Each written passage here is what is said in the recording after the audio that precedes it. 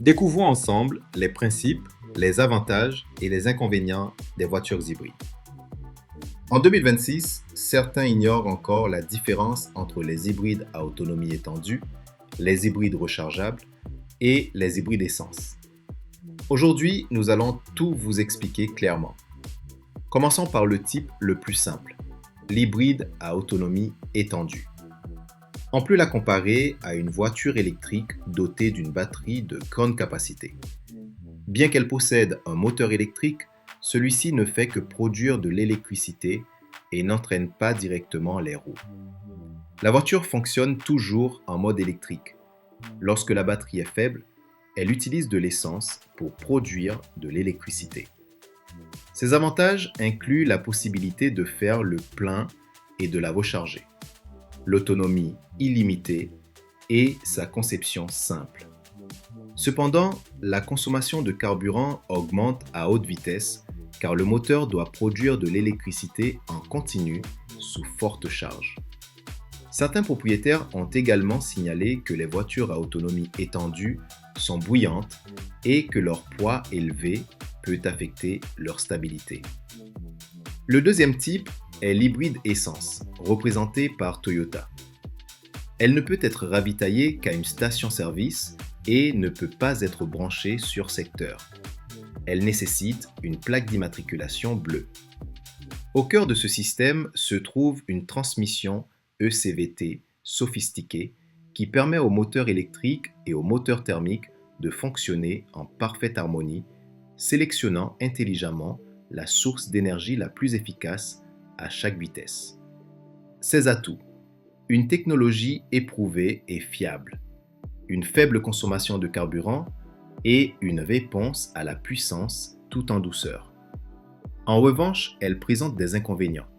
Son inéligibilité aux aides aux véhicules à énergie nouvelle et la quasi-impossibilité d'une conduite 100% électrique, le moteur électrique jouant principalement un rôle auxiliaire. Enfin, il y a l'hybride rechargeable, qui peut également être ravitaillé en carburant et rechargé, mais qui offre une plus grande flexibilité en matière de conduite. Il utilise généralement l'électricité pour le fonctionnement et à basse vitesse, tandis que le moteur thermique peut intervenir à haute vitesse ou en cas de forte demande de puissance, entraînant directement les roues et fonctionnant en coordination avec le moteur électrique. Le système DMI de BYD appartient à cette catégorie.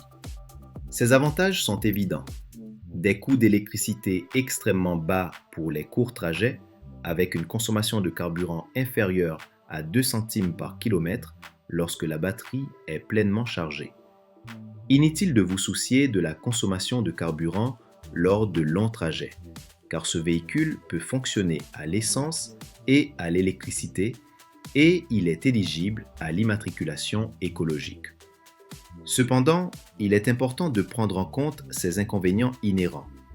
Par exemple, l'utilisation simultanée de deux systèmes d'alimentation, un moteur électrique et un moteur à combustion interne, entraîne un taux de panne plus élevé et des coûts d'entretien, de réparation et d'assurance accrus. De plus, le bruit et les vibrations augmentent lorsque la charge de la batterie est faible. En résumé, le choix dépend avant tout de vos besoins. Si vous souhaitez expérimenter la conduite 100% électrique, mais que l'autonomie vous préoccupe, optez pour un véhicule avec prolongateur d'autonomie. Si vous privilégiez la stabilité, la fiabilité, l'efficacité énergétique et la tranquillité d'esprit, et que l'immatriculation écologique vous importe peu, choisissez un hybride.